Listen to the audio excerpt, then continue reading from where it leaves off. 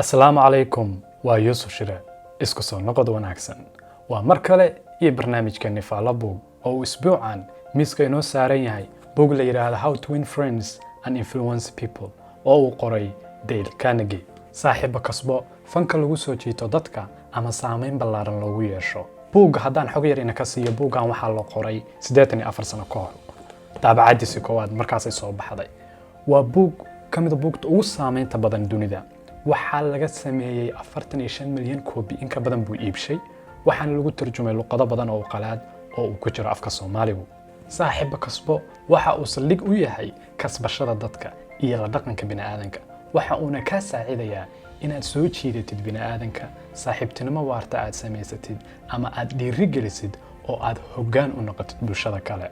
buuggan waxaa ka buuxa xikmado aan weligood duugoobayn kuwaas oo loo kala qaybshay 4 qayb ee uu buuggu ka kooban yahay iyo 30 qodob ama sir ee buuggani uu soo gudbinayo. Muuqaalka maanta waxaan idinkula wadaagayaa 10 qodob ee igu saameynta badnaa intii aan akhrinayay buuggan. Marka buuggaaga iyo qalinkaaga soo qaado, noot qoro, waxaan ku dul hakan doonaa qodobo ku duugan sheekooyinka uu qoraagu soo gudbiyay oo laga yaabo in uusan qofku fahmin ilaa uu akhriyo dhowr jeer ma ahee. Qodobka koowaad, ku dhiirigeli dadka in ay naftooda ka hadlaan. Markii aynu la kulanno qof kale, insaanka dabeecadiisu waxa weeye qof kasta waxa uu jecel yahay inuu ka hadlo hawlaha markaas noloshiisa ku xeeran, waxa u socda problemada haysta, waxyaabaha ka dhacaya noloshiisa. Marka waxaad isku daydaa inaad fursad siisid qofka kale inuu naftiisa ka sheekeeyo.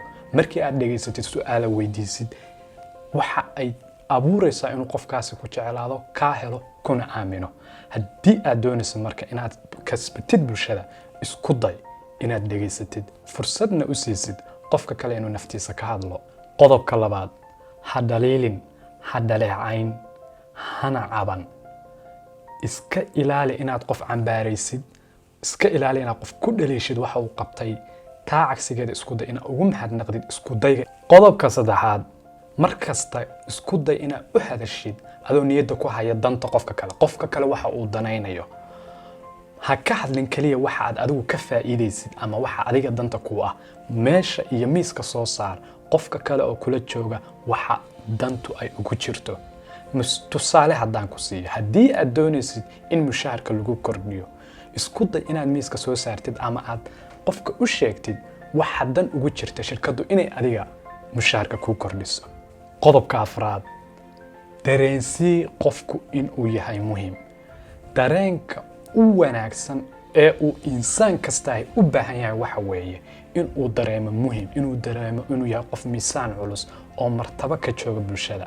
Marka adigu waxaad isku daydaa in aad dareensiisid qofka kale inuu yahay qof loo baahan yahay, bulshada maqaam iyo mustawa sare ku leh. Marka haddii aad doonaysid dadku inay muhiim ku arkaan, waa inaad adiguna dareensiisid in qofkaasi uu muhiim yahay. Ambiliis aynu yarayno mujaamalada faraha badan. Waxa dhalinyaradu maanta aad isugu yeertaa taytalo fara badan, professore, madaxdeena, wasiir, ugaas, suldaan. Nin dhalinyaro baa maalin dhaweyt wuxuu dhahay, Yuusuf Shire ninka magaalada igu haya. hal sanana ismaanu arag. Marka mujaamalada faraha badan aynu inta iska dayno wax daacadnimo salka ku hayso aynu isugu yeerno oo goortaan rabno inaan qofka dareensiino inuu muhiim yahay aynu ka dhigno wax ku salaysan oo salka ku haya talentiga iyo awoodda iyo mawhibada Ilaahay siiyay qofkan iyo inta aan ku ognahay inuu qofkan qaban karayo yeenu munaafaqadii mujaamalo badan ku darin. Qodobka shanaad, kaliya amar ha bixin ee su'aal weydii. Qodobka lixaad, qofna ha ku oran waa qaldan tahay. Si saaxiibtinimo leh u eeg xaaladda oo weydii qofka sababta uu sidaasi wax ugu arko. Naftaada waxaa dhigtaa halka uu qofka kala taagan yahay ama uu xaaladda ka soo eegayo. Qodobka toddobaad, dhiirigeli dadka oo qaladaadkooda ha u qaban. Iskuna day qofku haddii uu macaqalad sameeyay inaad ka dhigtid wax sahlan oo markaasi la sixi karo. Qodobka sideedaad, marna kuma guuleysan kartid dood. Markii aad dood adag la gashid mid ka mid ah asxaabtaada ama qof aad isku cusub tihiin, waxa kaliya ay ku soo dhamaan karto haddii aad doodaas aad ku guuleysatid waxa aad niyadda iyo qalbiga iyo qabkiisii jabisay qofkii kale ee dooda kugula jiray.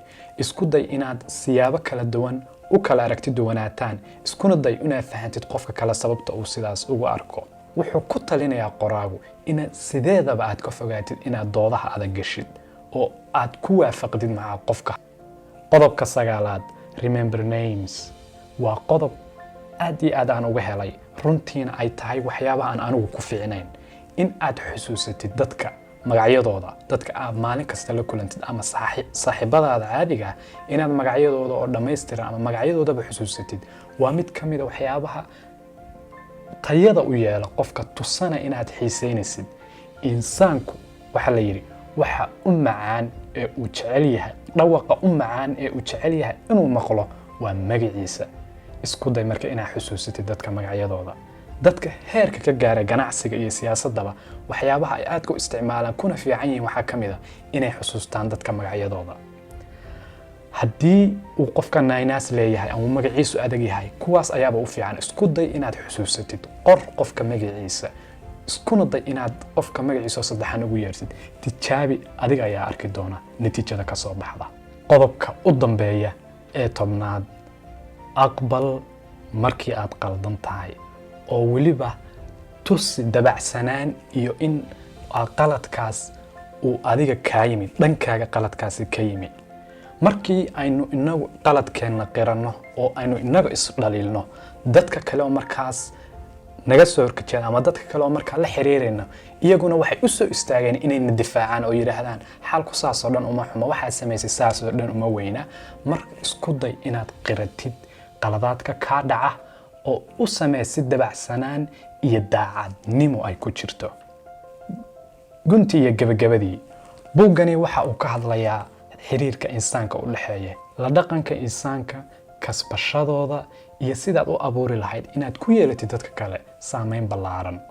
waxaan filayaa qodobada aan maanta idiin soo gudbiyay oo ah qayb yar oo ka mid ah qodobada buuggu soo gudbinayo inaad wax ka faa'iiday. waxaan rajaynayaa inaad isku daydid inaad dhaqan gelisid, laana buuggan waa sidaan idiin sheegay book practical ah oo natiijada waxaad arkaysaa markii aad dhaqan gelisid qodobada meeshaan ku qoran. haddii aad ka heshay afkaartan, fadlan nala wadaag fikirkaaga. qodobadan qaybtee ayaad ku fiican tahay, qaybtee ayay tahay inaad hadda kadib ka shaqayso oo naftaada ka hormarisid, qaybta commentiga nagula wadaag. ugu dambeyntii, waxaan idinku wada dhiirinayaa inaad buuggan waqti siisaan oo aad akhridaan. haddii aad buuggan ka heshid markii aad akhridid, waxaan hubaa sidoo kale inaad ka helaysid buuggan inuu ku xiga ee December aan ka faalloon doono 7 habits of highly effective people. marka ku xirnow channelka, subscribe, share, la sii wadaaga asxaabtaada si aad uga bogatid barnaamijyadan iyo kuwo kale oo ka xiiso badan oo aan idiin soo wado bilaha soo socda. inta aan kulan la mid ah ku kulmi doono, waa Yuusuf Shire oo idin leh isma dhaafin.